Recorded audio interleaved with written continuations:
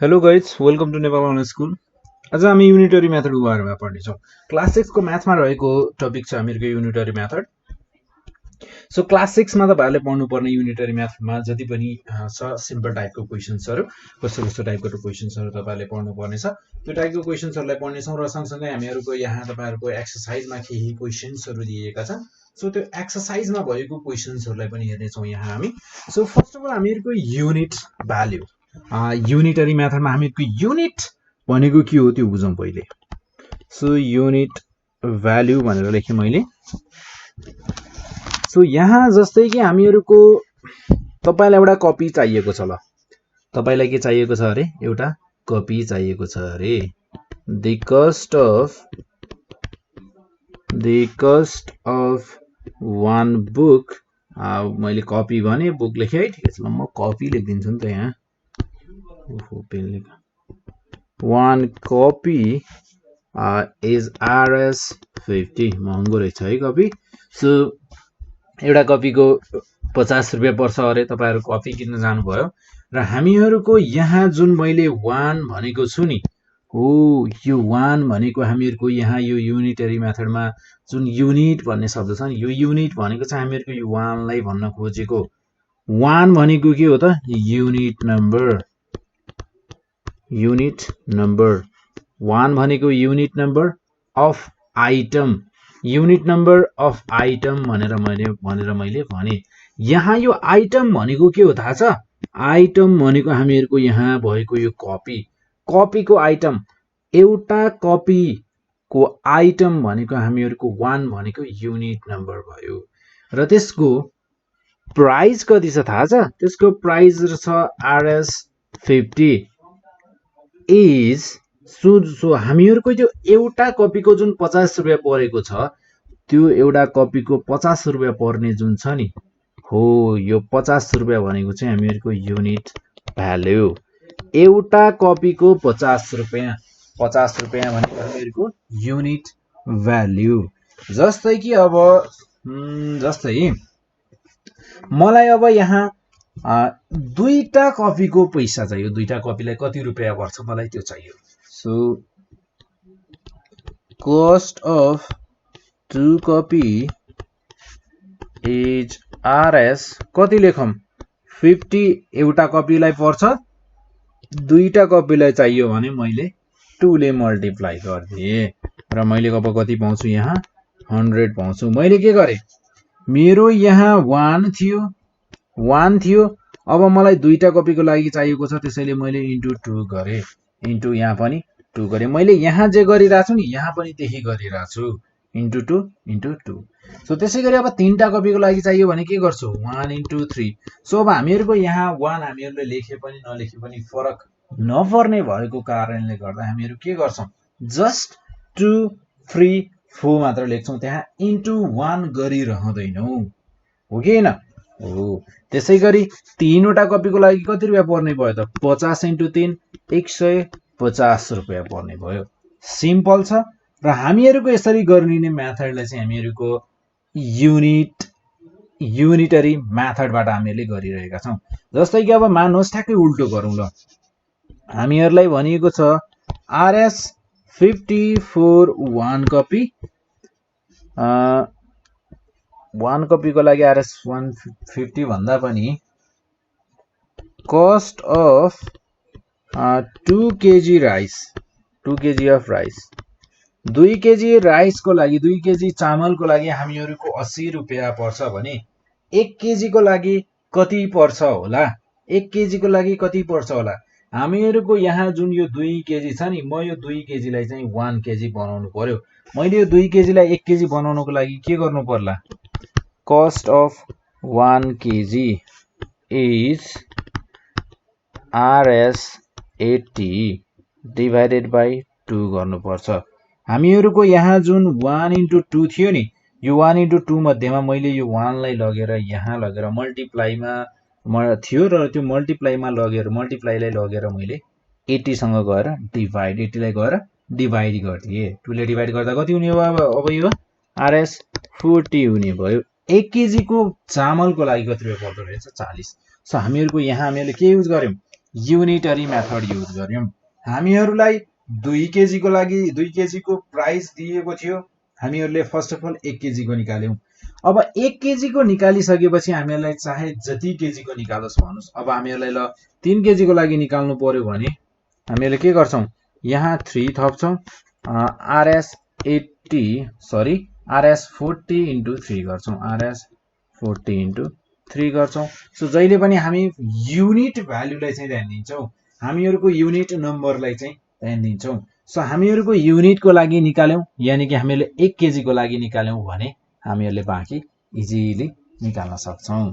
So जस्तै कि यहाँ केही क्वेशन्सहरु छन् तपाईहरुको एक्सरसाइजमा यस्तै टाइपको यसैसँग रिलेटेड। सो यस्तो टाइपको क्वेशन्सहरु हेरौं है। जस्तै कि सो यो सिम्पल टाइपको युनिटरी मेथडसँग रिलेटेड छन्। जस्तै हामीहरुलाई यहाँ भनेको छ which is the best buy in the following cases भनेर भनेको छ। So which is the best buy, त्यो भन्दा पहिले हामीहरुको यहाँ अरु क्वेशन्सहरुलाई ठिकै छ यसलाई हेरौँ न त के छ। So which is the best buy, which is the best buy in following cases, in following cases। र हामीहरुको यहाँ जस्तै कि केसेसहरु छन्, ए मा छ हामीहरुको 4 pens for RS 56 or 6 pens for RS 90। 90 रुपैयाँमा 6 वटा पेन या 56 रुपीजमा चाहिँ हामीहरुको 4 वटा पेन। 90 रुपैयाँमा 6 वटा पेन र 56 रुपैयाँमा 4 वटा पेन, कुन चाहिँ हामीहरुलाई सस्तो पर्छ, कुन चाहिँ हामीहरुलाई एकदमै फाइदाजनक हुन्छ त्यो कुरा हेर्छौं। सो हामीहरुलाई कुनबाट चाहिँ फाइदा हुन्छ होला, हामीहरुले के गर्छौं, यहाँ हामीहरुको काम भनेको युनिट को लागि क्याल्कुलेट गर्छौं। युनिट को लागि क्याल्कुलेट गरिसकेपछि हामीहरुले इजिली थाहा पाउन सक्छौं हामीहरुको बेस्ट चाहिँ कुन केस हुन्छ। सो जस्तै कि हामीहरुको फर्स्ट केसमा हेरौं, 4 pens for RS 56 भनेपछि एउटा पेनको लागि कति रुपैयाँ पर्ने भयो, एउटा पेनको लागि पर्ने भयो हामीहरुलाई 56 डिवाइडेड बाइ 4, यो भनेको हामीहरुको हुने भयो 4 1 4 4 4 16। एउटा पेनलाई 14 रुपैयाँ पर्ने भयो यो केसमा। फर्स्ट केसमा हामीहरुलाई एउटा पेनलाई 14 रुपैयाँ पर्ने भयो। सेकेन्ड केसलाई हेरौं, 6 pens for RS 90, 6 वटा पेनलाई 90 रुपैयाँ पर्छ अरे। So 1 pen for RS 90/6। So हामीहरुको एउटा पेनलाई चाहिँ कति रुपैयाँ पर्ने भयो यो केसमा हेरौं। सो यहाँ हुने भयो हामीहरुको 6 1 जा 6, 36 5 जा 30, RS 15। सो सेकेन्ड केसमा चाहिँ हामीहरुलाई एउटा पेनलाई 15 रुपैयाँ पर्ने भयो। हामीहरुले यदि 6 वटा पेन 90 रुपैयाँमा किन्यौ भने एउटा पसल छन्, यहाँनिर दुईटा पसल छन्।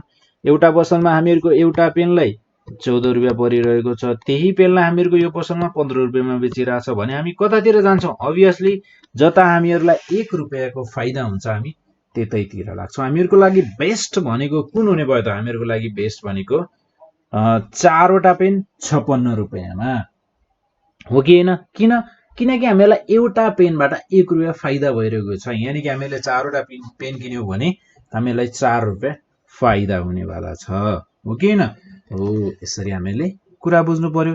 र त्यसैगरी हामीहरुको यहाँ अर्को तपाईहरुले यहाँ युनिटरी मेथडमा म्याक्सिमम सुन्ने शब्द भनेको डजन। दर्जन भनेर भनिन्छ नि, जुन दर्जन डजन। सो डजन जस्तै कि हामीहरुको यहाँ क्वेशन छ 1 dozen of eggs, एक दर्जनमा कतिवटा कति क्वान्टिटी हुन्छ एक दर्जनमा हामीहरुको जहिले पनि 12 हुन्छ। So 4 RS 84 or 18 eggs 4 RS 117, 18 eggs 4 RS 118। हामीलाई यहाँ भनेको छ एक दर्जन अण्डालाई हामीहरुको 84 रुपीस पर्छ अरे र यहाँ नेक्स्टमा चाहिँ हामीहरुको 18 वटा अण्डालाई 118 रुपैयाँ पर्छ अरे र हामीहरुलाई सोधिएको छ कुन चाहिँ हामीहरुलाई फाइदाजनक हुन्छ हामीहरुलाई कुन लिँदा चाहिँ हामीहरुलाई फाइदा हुन्छ होला कुनले चाहिँ हामीहरुलाई घाटा हुँदैन भन्ने कुरा हामीहरुले यहाँ हेर्नु पर्ने छ सो हामीहरुको यहाँ जस्तै कि यहाँ पनि हामी के गर्छौं त यहाँ पनि हामी युनिटरी मेथड क्याल्कुलेट गर्छौं यानी कि युनिटको लागि क्याल्कुलेट गर्छौं यानी कि एउटाको लागि कति पर्छ त्यो हेर्छौं first of all so 1 dozen of x for rs 84 ठीक छ so 1 dozen of x for rs 84 भनेको 1 डजनमा कतिवटा पीस हुन्छन् 12 वटा पीस 12x for rs 118 118 रुपैयाँमा सरी 84 रुपीसमा चाहिँ हामीहरुको 12 वटा अण्डा दिने भयो भने एउटा अण्डालाई कति पर्ने भयो 1 egg for rs एउटा अण्डाको लागि 84 divided by 12 so 84 divided by 12 भनेको rs 84 लाई हामीहरुले 12 ले डिवाइड गर्दा कति हुने भयो त 56 7 सो 12 7 जा 84 यहाँ सेकेन्ड केसको लागि पनि चेक गरौँ एउटा अण्डालाई कति रुपैयाँ पर्दो रहेछ 18 वटा अण्डालाई 118 रुपैयाँ पर्छ भने 18x for rs 118 then 1 egg for rs 118 divided by 18 118 लाई हामीले डिवाइड गर्नुपर्ने छ यहाँ 18 ले सो हामीहरुको 6.5 नियरली 7 भन्दा पनि भयो तर 6.5 सो 6.5 rs 6.5 सो हामीहरुको 6.5555 छ सो हामीहरुको नियरली 7 तर 7 चाहिँ छैन 18 वटा अण्डा हामीहरुले 118 रुपैयाँमा किन्यो भने हामीहरुलाई थोरै फाइदा हुने रहेछ र थोरै भए पनि फाइदा हो हामीहरुको यहाँ हामीहरुले धेरै फाइदा हुन्छ कि थोरै फाइदा हुन्छ हामी यहाँ त्यो हेर्दैनौ हामीहरुलाई यहाँ कुन सस्तो पर्ने भयो कुन महँगो पर्ने भयो थोरै महँगो रहेछ कुन हामीहरुको एक दर्जनमा हामीहरुको एउटा अण्डालाई चाहिँ 7 रुपैयाँ पर्ने भयो तर एउटा अण्डालाई 6.5 पर्ने भयो कुनमा हामीहरुको 18 वटा अण्डा यदि हामीहरुले किन्यौ भने सो त्यसैगरी अब हामीहरुको यहाँ नेक्स्टमा छ कुनमा फाइदा हुने भयो सोच्नुस् है कुनमा फाइदा जुनमा फाइदा हुन्छ त्यही चाहिँ तपाईहरुको आन्सर अब सोच्नुस् कुनमा चाहिँ तपाईहरुलाई फाइदा हुन्छ सो हामीहरुलाई यहाँ नेक्स्ट क्वेशन छ र यो नेक्स्ट क्वेशनलाई हेरौं ल्याङ्ग्वेज टाइपमा क्वेशन छ सो यस्तो टपिकहरुबाट चाहिँ म्याक्सिमम चाहिँ हामीहरुको ल्याङ्ग्वेज टाइपको क्वेशन्सहरु चाहिँ बढी सोधिरहेको हुन्छ है सो हामीहरुको जस्तै क्वेशन सोधिएको छ हामीलाई if the cost of 1 dozen of pencil if the cost of 1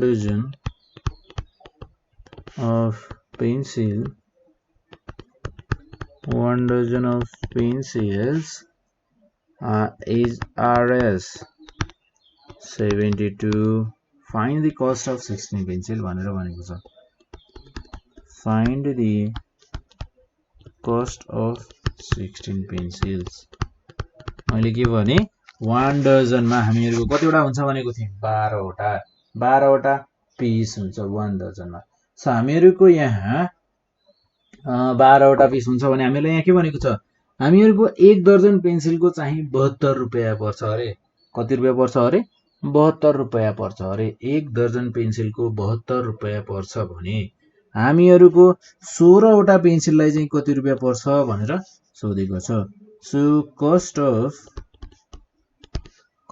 1 dozen of pencil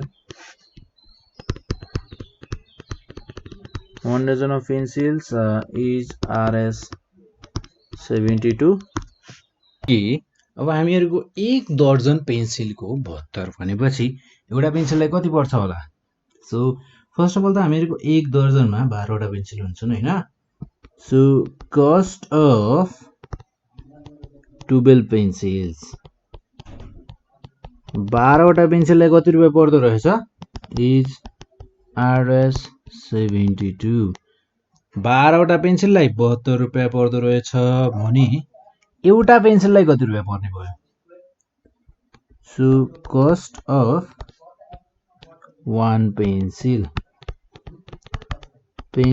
is RS 72/12 हामीहरुको एउटा पेन्सिलको कति रुपैयाँ पर्ने भयो त अब एउटा पेन्सिललाई पर्ने भयो 6 रुपैयाँ सो 72 डिवाइडेड बाइ 12 भनेको 6 हुने भयो सो यो हुने भयो हामीहरुको RS 6 12 छक्का 72 सो हामीहरुको एउटा पेन्सिललाई हामीहरुको 6 रुपैयाँ पर्छ भने 16 वटा पेन्सिललाई कति रुपैयाँ पर्छ हामीहरुले इजिली क्याल्कुलेट गर्न सक्छौं so cost of 16 pencils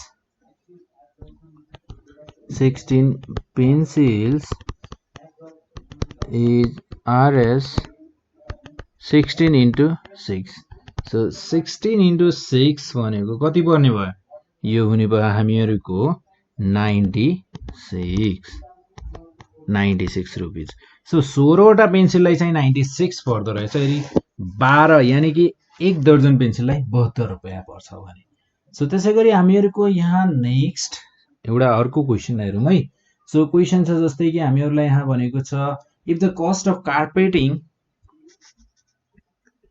question number B हामीहरुसँग यहाँ if the cost of carpeting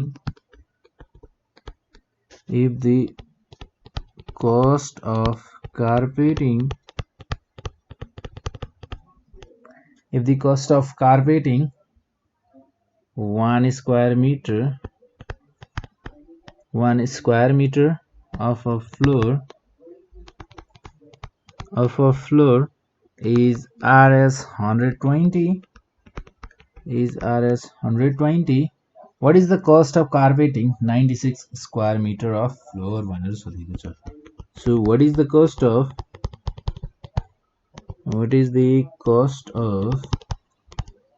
cost of carpeting हामीहरुको यहाँ चाहिँ स्क्वायर मिटरलाई देखेर यहाँ कन्फ्युज हुनुपर्ने कुरा छैन है किनकि यहाँ चाहिँ स्क्वायर मिटर भनेको चाहिँ जस्ट हामीहरुको युनिट मात्र हो यसमा हामीहरुको कन्फ्युज हुनुपर्ने छैन आफ्नो तरिका जे छ हामीले जे सिकेका छौं जस्ट त्यसैलाई फलो गर्दै जाने र त्यस्तै गर्दै जाने हो त्यहाँ दायाँ बायाँ धेरै दिमाग लगाउने होइन सो कस्ट अफ हामीलाई के थाहा छ cost of carpeting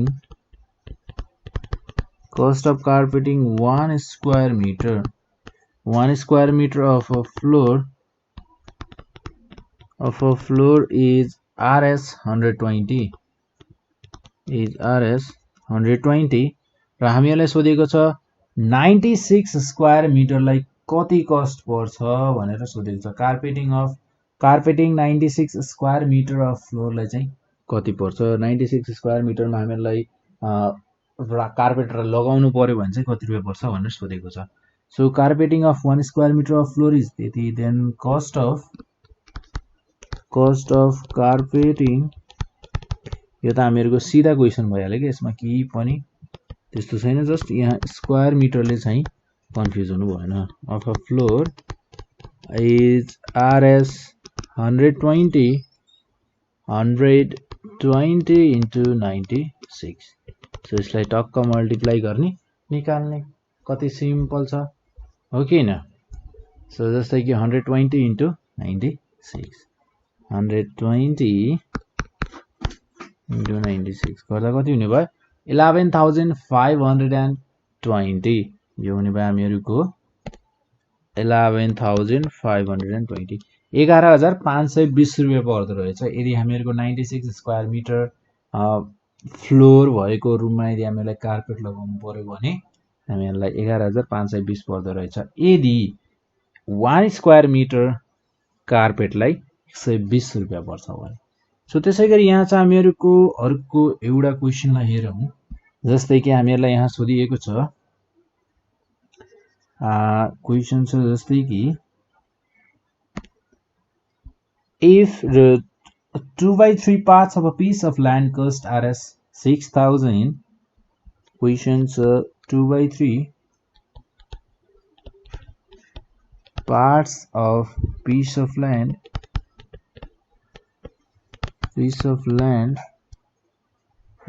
cost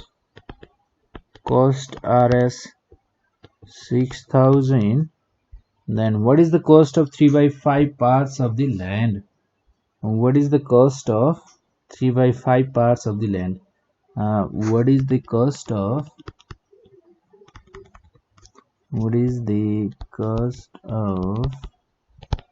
3/5 parts of the land? land को 3/5 पार्ट्स लाई चाहिँ कति रुपैयाँ पर्छ भनेर हामीहरुलाई सोधेको छ। सो फर्स्ट अफ अल हामीहरुले के गर्नु पर्यो? फर्स्ट अफ अल हामीहरुले 2/3 पार्ट्स लाई कति पर्छ त्यो लेखौं, अनि त्यसपछि 1 पार्ट लाई चाहिँ कति पर्छ, 1 होल पार्ट लाई कति पर्छ त्यो क्याल्कुलेट गर्छौं। सो हामीहरुको यहाँ 2/3 पार्ट्स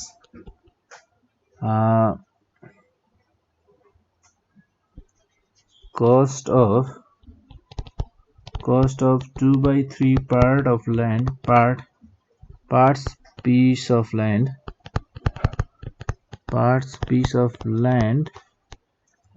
is Rs 6,000। ठीक छ। सो 1 पार्ट लाई चाहिँ कति पर्ने भयो त? cost of 1। सो अब हामीहरुको यहाँ 2/3 लाई मैले 1 बनाउनु छ। 2/3 लाई 1 बनाउनुको लागि मैले कतिले मल्टिप्लाई गर्नुपर्छ होला? obviously रेसिप्रोकलले मल्टिप्लाई गर्नुपर्छ। रेसिप्रोकलले मल्टिप्लाई गर्नुपर्छ भने 2/3 को रेसिप्रोकल के हुन्छ? सो 2/3 को रेसिप्रोकल भनेको 3/2 हो कि हैन? सो यो हुने भयो हामीहरुको 1 पार्ट भन्दा पनि म यहाँ यसलाई 1 नै कसरी लेख्छु भने 2/3 * 3/2 लेखे ल।